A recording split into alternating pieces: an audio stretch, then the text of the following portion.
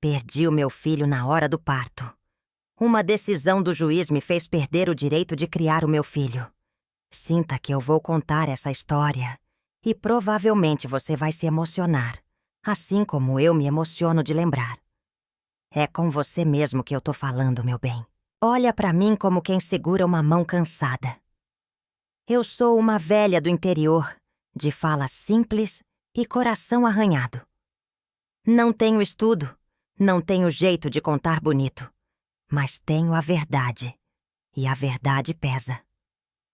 Naquele dia, eu cheguei no hospital antes do sol. Tava com dor atravessada, aquela dor que vem em onda e deixa a gente sem ar. Apertei o terço no bolso do vestido, pedi a Deus que fosse rápido, que meu menino viesse forte. Eu já chamava de menino sem nem saber, porque mãe sabe. Mãe pressente. Puseram-me numa maca fria. Gente corria, luz branca no meu olho, cheiro de remédio entrando pelo nariz. Tentei perguntar se estava tudo certo, mas a fala veio curta. "Calma, dona", disseram. Me deram soro, remédio para dor, outra injeção que deixou tudo longe. Eu ainda me lembro de ouvir um chorinho, fininho, do jeito que eu sonhei por meses. "É meu?" Perguntei com a boca pesada. Não me responderam. Alguém disse, "Leva para observação." E o mundo apagou. Quando voltei, meu corpo estava vazio e meus braços mais vazios ainda. Olhei para os lados procurando berço, cobertorzinho, qualquer sinal. Chegou uma moça de prancheta, com o sorriso de quem nunca carregou dor alheia. "Seu bebê foi encaminhado", falou seco. Eu perguntei para onde, por quê, cadê ele? Veio outra, mulher, uma assistente social, dizendo que eu estava fraca, que precisavam ver a situação. A palavra situação ficou martelando na minha cabeça como martelo no prego. Chamaram o pai? Não chamaram. Perguntaram se eu tinha família por perto? Não perguntaram. Disseram que era protocolo, que o juiz já foi avisado, que iam decidir o melhor. Melhor pra quem, meu Deus? Melhor pra quem? Eu só tinha aquela vontade antiga de segurar meu filho no peito e dizer, "Cheguei, meu amor." Mas botaram papel na minha frente. Falaram difícil. Perguntaram se eu entendia. Eu sacudi a cabeça, com dor, com sono, com medo. "Assina aqui", disseram. Eu não assinei. Eu agarrei o lençol. "Quero ver meu bebê." Foi tudo que eu consegui dizer. A tarde caiu pelo vidro da janela e, em vez do meu menino, entrou um oficial, terno escuro num quarto de parturiente. Ele leu umas linhas, falou, "Decisão provisória. Guarda. Risco social." Eu virei pedra. Eu? Risco? Risco por ser pobre, por não ter plano de saúde, por chegar sozinha de ônibus? Pobreza não é crime, moço. Pobreza é cansaço. Eu gritei sem voz. "Me mostra meu filho." Ele baixou os olhos. "Já está acolhido. Ali eu morri um pouco. Tentei levantar, o corte doeu, as pernas falharam." Uma enfermeira pôs a mão no meu ombro. "Calma, a senhora precisa se recuperar." Recuperar de quê, se me tiraram a razão de respirar? Passei a noite acordada, contando rachaduras do teto, conversando baixinho com Deus e com o meu menino que eu não conhecia. "Mamãe tá aqui, meu bem.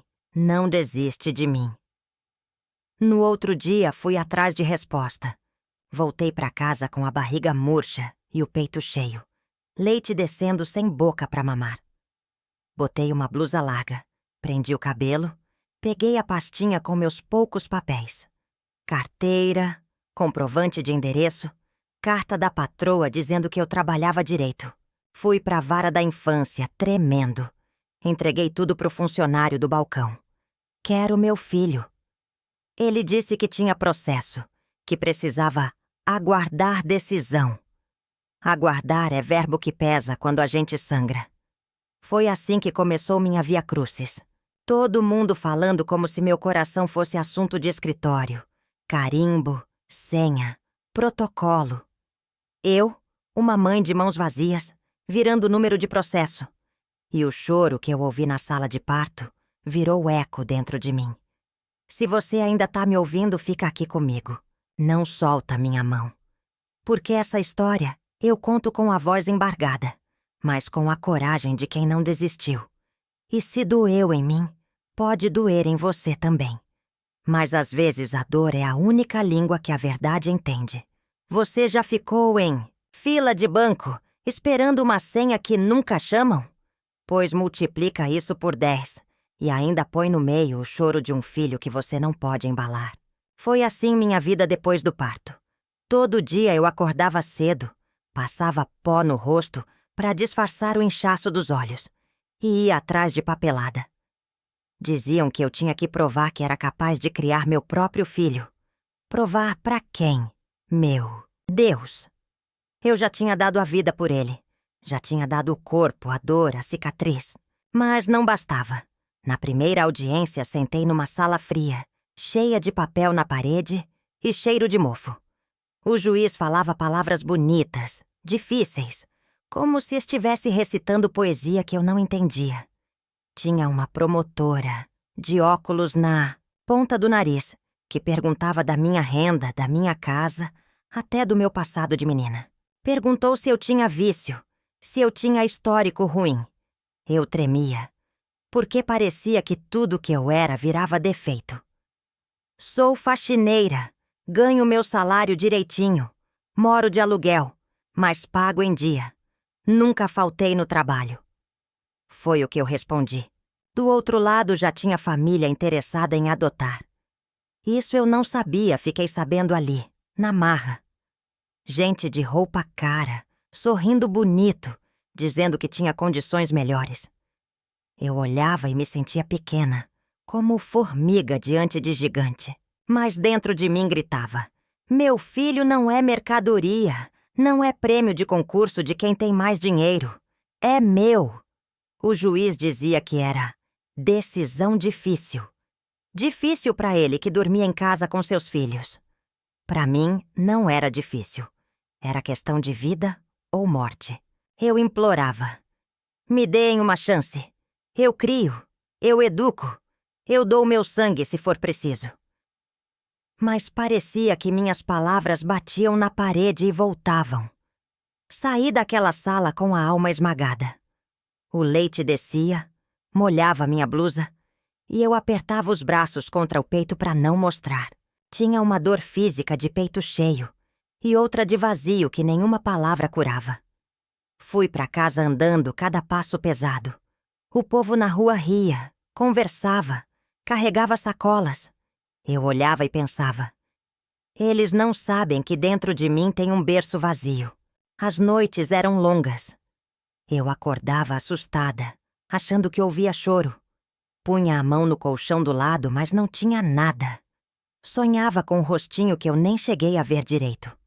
Às vezes, pensava se Deus tinha me castigado, mas logo lembrava: não foi Deus, foi gente. Gente de terno, de caneta na mão, que decidiu meu destino sem olhar no meu coração. E eu continuei lutando. Pegava ônibus lotado para audiência, assinava papel, levava documento, mostrava comprovante. Tudo para provar que eu, mãe de verdade, era digna de criar o filho que já era meu por direito. E cada negativa que eu recebia era mais uma facada. Se você tá me ouvindo agora, entenda: pobreza não é crime. Mas naquele tribunal parecia que ser pobre era pecado imperdoável. E eu carregava essa cruz, esperando, rezando, lutando. Ainda acreditava que a justiça ia me ouvir. Ainda acreditava que meu filho ia voltar pros meus braços. Mas a vida... a vida tinha planos cruéis antes de me dar qualquer resposta. Você já ouviu dizer que dinheiro fala mais alto que justiça? Pois foi isso que eu aprendi na pele. O pai do meu filho não era qualquer um, não. Era homem de nome grande, dono de fazenda que parecia não ter fim, cercado de boi, cavalo de raça e gente trabalhando para ele. Onde ele passava, o povo baixava a cabeça. Quando ele falava, todo mundo calava. Eu conheci ele ainda nova, no tempo que eu trabalhava de doméstica. Ele aparecia bonito, cheiroso, sempre com um relógio que brilhava mais que sol. No começo parecia até que me olhava com bondade. Conversava comigo como quem dava valor. Eu, besta, acreditei. A gente se envolveu sem promessa de altar, mas com promessa de cuidado. Promessa que nunca veio. Quando soube da gravidez, ele não disse parabéns, nem vamos juntos. Disse foi: isso não pode manchar meu nome. E nome, minha filha, pesa mais que verdade nesse mundo torto. Ele tinha advogado particular, gente que dormia em cima da lei para defender ele. Eu tinha só minha fé e meu barrigão crescendo. Enquanto eu juntava moedinha para comprar fralda, ele assinava cheque como quem assina bilhete. E foi esse poder dele que virou contra mim. No tribunal, quando disseram que o juiz tinha decidido pela guarda provisória longe de mim, eu senti de onde vinha a pressão. Não era só por eu ser pobre. Era porque o pai do meu filho tinha interesse. Não em ser pai de verdade, mas em controlar a história. Em não deixar que falassem que o filho dele nasceu do ventre de uma mulher simples, sem estudo, sem sobrenome. Eu nunca quis nada dele. Não pedi casa, não pedi dinheiro, não pedi anel. Eu só queria o direito de criar meu menino. Mas ele, com todo o poder e riqueza, conseguiu me arrancar esse direito. Eu era invisível diante do peso da fortuna dele. E sabe o que doía mais? Era ouvir gente cochichando. Ah, mas pelo menos a criança vai ter vida boa. Como se vida boa fosse só ter brinquedo caro e roupa importada. Vida boa é ter colo de mãe.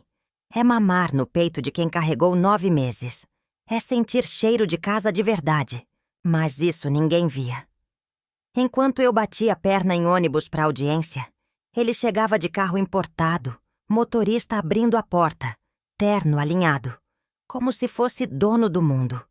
E talvez fosse mesmo, porque até o juiz olhava diferente quando ele entrava na sala. É por isso que eu digo: não foi só a pobreza que tirou meu filho de mim.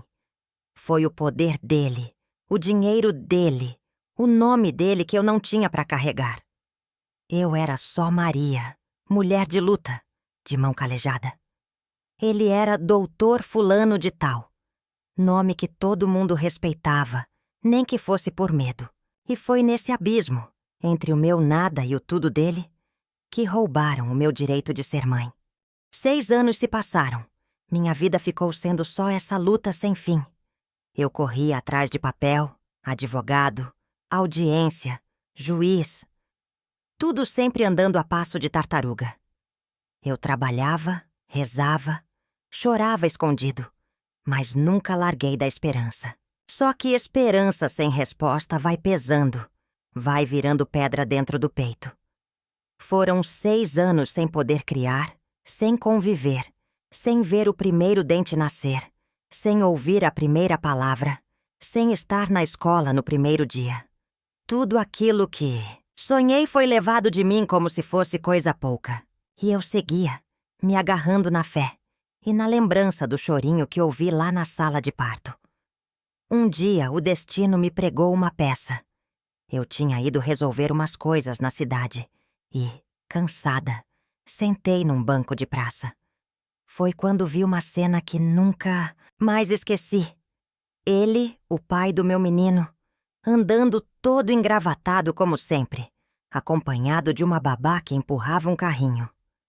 No carrinho, uma criança bonita, forte, bem vestida, com um jeito de quem nunca passou falta de nada. Eu sabia sem ninguém me dizer. Era ele, meu filho.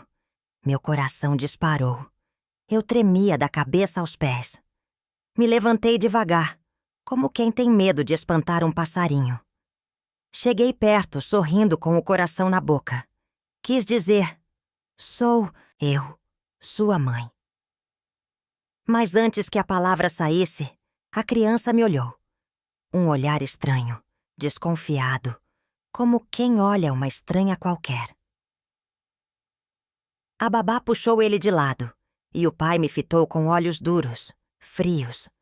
A criança, sem entender, se agarrou na mão da babá. E quando tentei me aproximar mais, ouvi a voz inocente que me cortou. Não quero falar com essa mulher. Foi como se o mundo tivesse desabado de novo. Meu filho não sabia quem eu era. Não sabia o que eu tinha sofrido. Não sabia que meu leite secou sem ele mamar. Não sabia das noites que eu passei em claro chamando por ele. Para ele, eu era só uma mulher simples, de roupa gasta. Diferente da vida rica e limpa que ele conhecia. Ele me olhou de cima a baixo e virou o rosto, como se eu fosse nada. E eu entendi na hora. Tinham me apagado da vida dele. Tinham me roubado não só o direito de criar, mas também a lembrança, a identidade, o nome de mãe.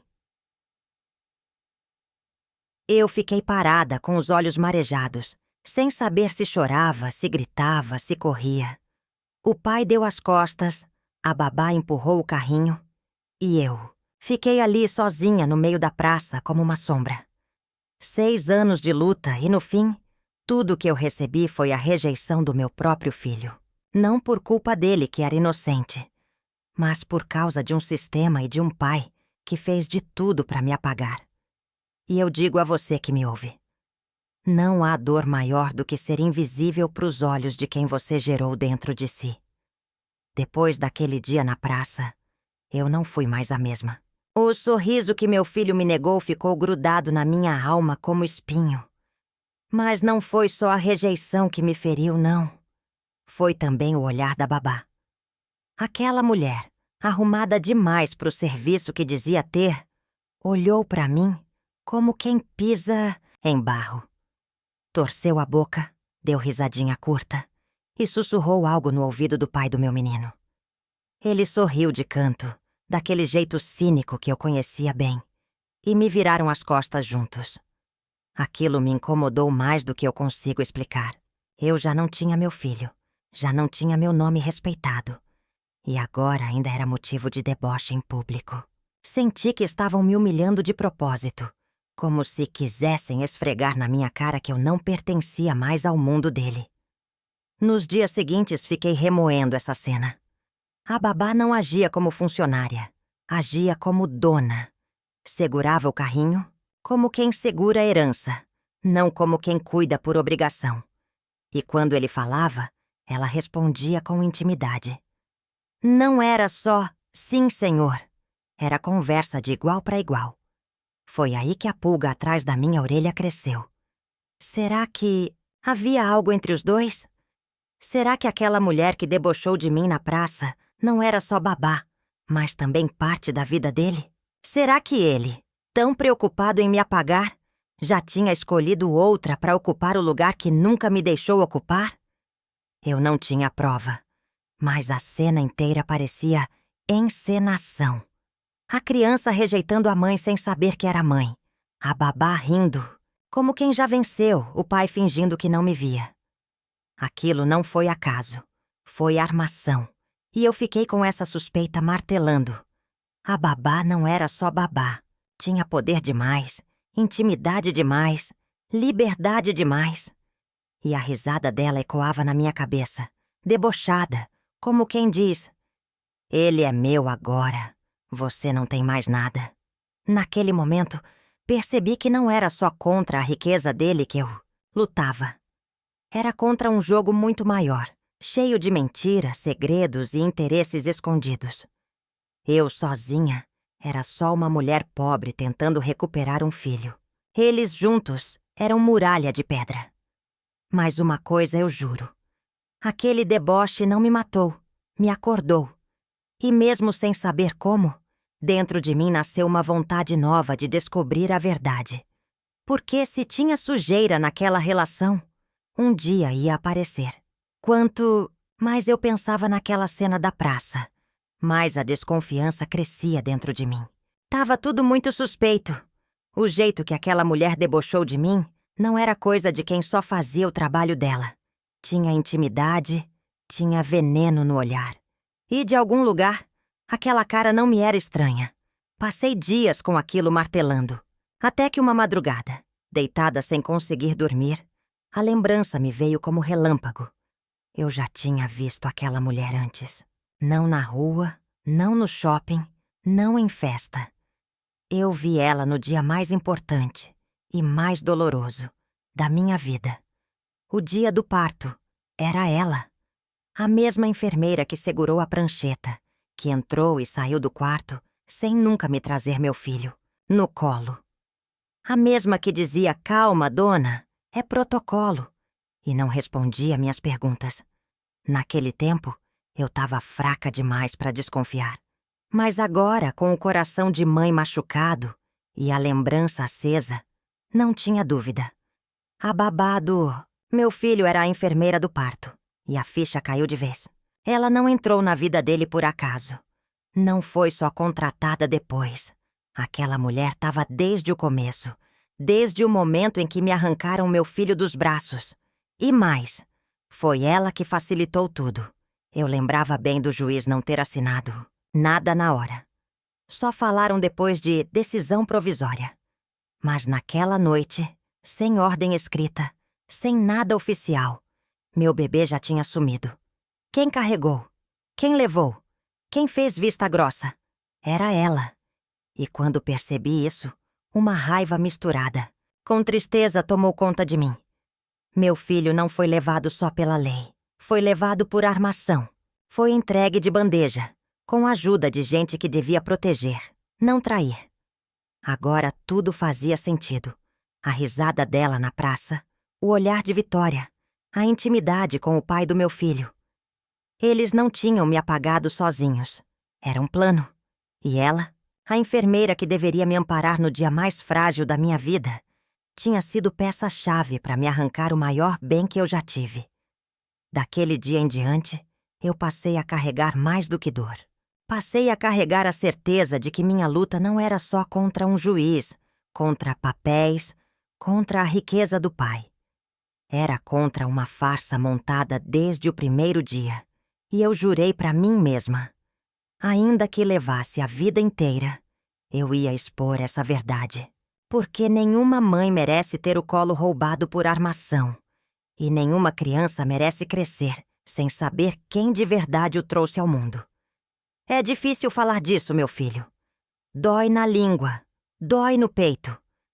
Mas eu vou abrir meu coração porque a verdade precisa ser dita, nem que seja para arder. Eu tive muita vergonha, vergonha que ainda hoje me acompanha como sombra. Mas foi isso que eu precisei fazer para juntar algum dinheiro e continuar lutando pelo meu menino. A vida já estava dura. Cada centavo contado, advogado cobrando, audiência chegando e eu sem saída. Meu trabalho de faxina não dava conta das despesas, muito menos das custas de processo, que pareciam crescer todo mês. Enquanto ele, o pai do meu filho, tinha os melhores advogados, os melhores papéis, a palavra de gente grande do lado dele, eu tinha só a roupa do corpo e a força de uma mãe desesperada. Foi aí que eu me vi sem escolha. Entrei numa vida que nunca pensei que entraria. Me prostituí. Deus sabe o quanto chorei antes de tomar essa decisão. Deus sabe o quanto pedi perdão antes mesmo de fazer. Eu não fiz por vaidade nem por gosto. Fiz porque precisava. Fiz porque o amor de mãe me empurrou para o fundo do poço, acreditando que dali eu ainda podia arrancar esperança. Eu ia escondida de noite, em lugares que eu nunca tinha pisado. Vendia meu corpo para homens que nem olhavam na minha cara. Eu voltava para casa fedendo a cigarro, perfume barato, e chorava até a madrugada. Tomava banho de sabão grosso, esfregava a pele até quase arrancar, como se pudesse limpar a vergonha. Mas a sujeira não era minha, era do mundo que me obrigou a isso. Cada nota que eu guardava ia direto pro bolso do advogado. Era meu jeito de continuar no processo, de não abandonar a luta. Eu sonhava. Quem sabe um dia, com esse dinheiro, eu consiga ao menos guarda compartilhada. Quem sabe um dia eu consiga entrar nos mesmos lugares que eles, ter respeito, ser vista como igual. Mas no fundo, eu sabia. Não era só por causa da justiça. Era também pelo orgulho ferido, pela vontade de mostrar que eu podia. Que eu, mesmo sem estudo, mesmo sem nome de família, tinha força de enfrentar de pé. A vergonha me acompanhava em cada esquina, mas a esperança também. Eu dizia para mim mesma: um dia ele vai saber que a mãe dele fez o impossível, que se sacrificou inteira só para tentar ter o direito de chamá-lo de filho. E é isso que mais dói. Saber que tudo o que eu fiz não foi por mim, mas por ele. E mesmo assim, o mundo me julgaria.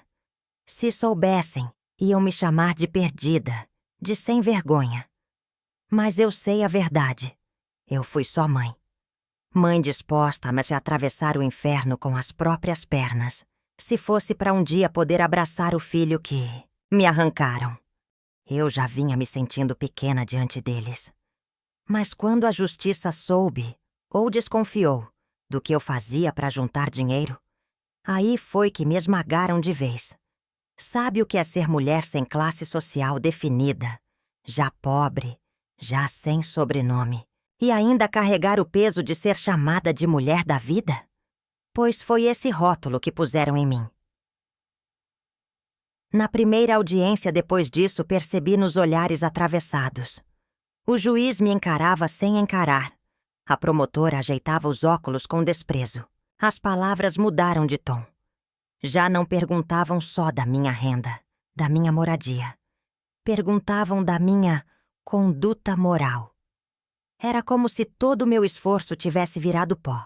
Como se o direito de ser mãe fosse medido pela vida que me forçaram a viver. Eu não negava que sentia vergonha, muita vergonha. Mas também não negava que fiz o que fiz para tentar ser ouvida, para pagar advogado, para mostrar que eu não desistia. Só que a justiça não quis saber do porquê. Só viram a casca. E na casca, eu era uma mulher que já tinha perdido. Enquanto isso, o pai do meu filho chegava engravatado, perfumado, acompanhado de advogados caros. Ninguém perguntava da moral dele. Ninguém queria saber das amantes, dos negócios sujos, das armações. Ele tinha dinheiro. Ele tinha poder. Então, para a justiça, era homem honrado. Eu, que só tinha meu corpo e minha fé, era tratada como vergonha. E eu sentia a depressão me pegar pelas pernas, me puxar pro fundo. Comecei a ficar cada vez mais calada, sem vontade de sair de casa. Via a mulher com o filho no colo e chorava escondida. Via a criança correndo na rua e sentia um vazio que me matava por dentro. A vida parecia não ter cor. Só cinza, só escuridão. Tinha dias que eu pensava em desistir de tudo. Não só do processo, não só da luta, mas da vida. Pensava em fechar os olhos e não acordar mais. Porque qual era o sentido de viver sem meu filho? Sem respeito, sem nome limpo? Eu já não tinha lugar no mundo. Não pertencia aos ricos, não pertencia aos pobres. E não pertencia nem à justiça. Mas no fundo, no mais escondido do meu coração, tinha uma chama que não se apagava. Era a lembrança do chorinho que ouvi no dia do parto. Era a certeza de que, em algum lugar, ele respirava. Ele existia. Ele crescia. E eu mesmo carregando o peso de ser julgada, ainda era mãe. E só isso já me fazia resistir. Ainda assim, cada dia era batalha contra mim mesma. Contra a vergonha. Contra a solidão. Contra a sensação de estar enterrada viva. A justiça não me via como mãe. Me via como caso perdido. E o mundo me chamava pelo nome que mais doía. Mulher da vida. E eu me perguntava toda noite. Até quando eu ia aguentar ser castigada por escolhas que nunca foram escolhas, mas sobrevivência? Até quando eu ia carregar culpa por ter amado demais? Quando eu pensei que não tinha mais ninguém por mim, que o mundo inteiro só me via como escória, aconteceu uma coisa que eu nunca esperei. Eu já estava no fundo do poço, sem esperança, quase desistindo de tudo. Foi aí que, numa das audiências, uma mulher entrou na sala. Era uma assistente social nova, rosto sereno, olhar que parecia enxergar mais fundo que papel. Ela me olhou de um jeito diferente, não com desprezo, não com desdém. Foi olhar de gente. Enquanto os outros me tratavam como número de processo, ela me tratou como pessoa. Quando acabou a audiência, ela me chamou no canto e falou baixo. Dona, eu sei mais do que posso dizer aqui dentro, mas vou lhe falar. A senhora não tá louca. Esse caso tem coisa errada. Na hora minhas pernas tremeram. Ela continuou. Eu vi documentos do início do processo. Vi datas que não batem. Vi decisões que foram empurradas sem ordem assinada. Lembra daquela enfermeira que depois virou babá? Pois é. Não era para ela estar envolvida em nada. Mas de algum jeito, ela estava. Meu coração disparou. Eu segurei no braço dela e pedi. Moça, pelo amor de Deus, me ajuda. Ela respirou fundo e disse. Oficialmente eu não posso. Mas como mulher, como mãe, eu não aguento ver a senhora ser tratada como lixo. Vou lhe entregar cópias de algumas coisas. Guarde bem. Talvez não sirva agora, mas um dia vai servir. E cumpriu. Dias depois, discretamente, me entregou um envelope, pardo. Dentro, cópias de relatórios e carimbos.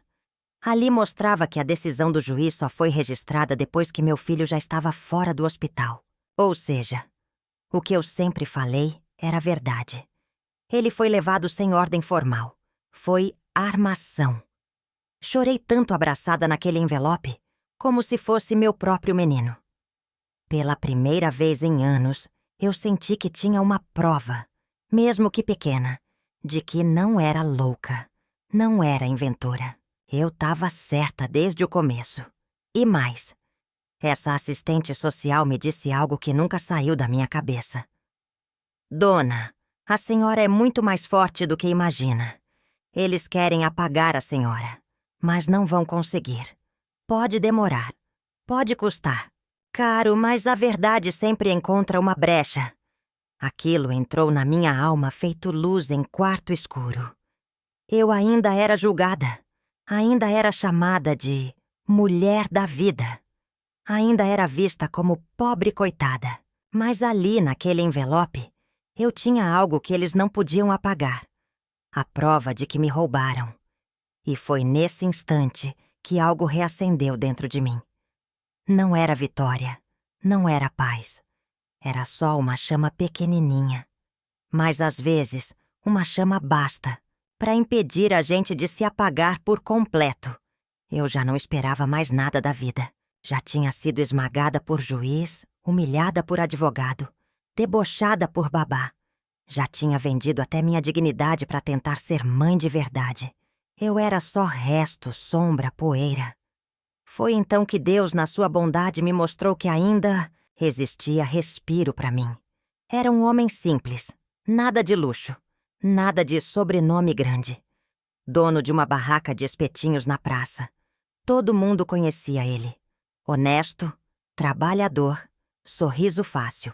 Enquanto os outros enchiam a boca de mentira, ele enchia a brasa de carvão e atendia cliente com mão calejada. Ele me via passando sempre, cabeça baixa, alma cansada. Até que um dia puxou conversa. Dona, senta aqui, experimenta um espetinho. É por conta da casa. Eu recusei de início. Tinha vergonha da minha vida, da minha história. Mas ele insistiu, com um jeito manso que não dava para negar. Acabei sentando, e pela primeira vez em anos, senti gosto de coisa simples. Carne assada no ponto, cheiro de fumaça, conversa boa. Ele não quis saber de meu passado de dor. Quis saber do meu presente. Quis saber se eu estava com fome, se eu precisava de companhia. Com o tempo foi se aproximando. Sempre educado, sempre respeitoso. Nunca me cobrou nada. Nunca me olhou com julgamento. Ao contrário, dizia: mulher, você tem uma força que nem sabe. Eu olho para você e vejo coragem. Eu ria sem graça, mas lá dentro, aquilo aquecia. Ele foi me conquistando não com presente caro, não com promessa vazia. Foi com gesto pequeno, um copo d'água na hora certa, um banco puxado para eu sentar, se cuide, sincero. E aquilo foi quebrando o muro de pedra que eu mesma tinha erguido em volta do meu coração. Um dia ele me pediu em casamento. Eu quase recusei porque... pensei, quem vai querer carregar uma mulher cheia de vergonha, sem filho, sem nome limpo? Mas ele me olhou firme, com olho de verdade, e disse: eu quero é você, com sua história, com suas cicatrizes. Para mim, você é riqueza. Chorei tanto que molhei o avental dele. Foi ali que eu entendi que mesmo no meio do inferno que eu vivi, Deus ainda podia me dar um pingo de felicidade. Casei com ele, de vestido simples, festa pequena, mas com coração cheio. Pela primeira vez em muito tempo, eu voltei a sorrir de verdade. Não que a dor do meu filho tivesse ido embora. Nunca foi. Mas ao lado daquele homem, humilde e honesto, eu aprendi que a vida ainda podia ser suportada. Ele me deu colo quando eu só conhecia abandono. Me deu respeito quando eu só conhecia humilhação. E assim, sem luxo, sem riqueza, mas com amor sincero, eu comecei a viver uma vida que nunca imaginei que teria. Era pouco, mas era meu. Era pequeno, mas era verdadeiro. A vida tem dessas voltas que a gente nem imagina. Eu já tinha perdido quase todas as batalhas na justiça. Cada audiência era uma porta fechada. Cada sentença era um tijolo a mais no muro que me separava do meu filho. Mas Deus, na sua forma misteriosa, me deu um presente que não veio pelos tribunais, e sim pelo esforço de um homem simples que se tornou meu companheiro. Meu marido, aquele dono da barraca de espetinho, nunca mediu esforço. Trabalhava de sol a sol, chuva ou vento, sempre de pé, servindo o cliente com um sorriso no rosto. Enquanto muitos debochavam de mim, ele acreditava em nós dois. Juntava cada moedinha, guardava com cuidado e dizia: mulher, nós vamos ter nossa casinha boa ainda, você vai ver. Eu acreditava meio desconfiada, porque a vida já tinha me ensinado a não sonhar grande. Mas um dia ele chegou com a notícia que me tirou o ar. Tinha conseguido comprar uma casa. E não era em qualquer lugar. Era no mesmo bairro onde ficava a mansão do pai do meu filho. Quando pisei naquela casa pela primeira vez, meus joelhos tremeram. Era simples se comparada à riqueza do carrasco que me roubou meu menino. Mas para mim, era palácio. Tinha quintal ensolarado, cozinha clara, varanda de onde eu podia ver, lá no alto, os muros altos da casa onde meu filho vivia. Foi como se Deus dissesse: você não vai criá-lo nos braços, mas vai estar por perto. E foi assim que, mesmo sem guarda, sem visita oficial, sem reconhecimento, eu passei a viver no mesmo bairro que ele. Eu via as crianças correndo pelas ruas, às vezes o ônibus escolar deixando os meninos. E eu sabia. Ali dentro estava o meu, também. Eu sentia o coração bater mais forte só de saber que respirávamos o mesmo ar, que caminhávamos pelas mesmas calçadas. Mesmo que ele não me reconhecesse, mesmo que não soubesse a verdade, eu estava perto.